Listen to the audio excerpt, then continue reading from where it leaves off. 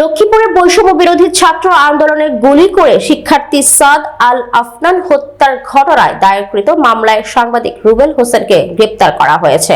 মঙ্গলবার দুপুরে তাকে লক্ষ্মীপুর আদালতে সোপর্দ করা হয়। এর আগে সোমবার রাতে শহরের দক্ষিণ তেমোহনী এলাকা থেকে তাদের মারধর করে পুলিশে তুলে দেয় একদল লোক। রুবেলকে মারধরের একটি ভিডিও সামাজিক যোগাযোগ মাধ্যমে ফেসবুক ছড়িয়ে পড়েছে। এদিকে গ্রেপ্তারের পর রুবেল গণমাধ্যম কর্মীদেরকে জানায় পরিকল্পিতভাবে তাকে মারধর করে পুলিশে দেওয়া হয়েছে।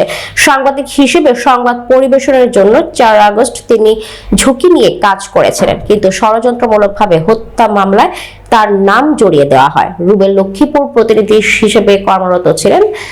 জিটিভি অনলাইন ও নিউজ পোর্টাল, ঢাকা মেইলের ও দেশের পত্র-পত্রিকার প্রতিনিধি ছিলেন।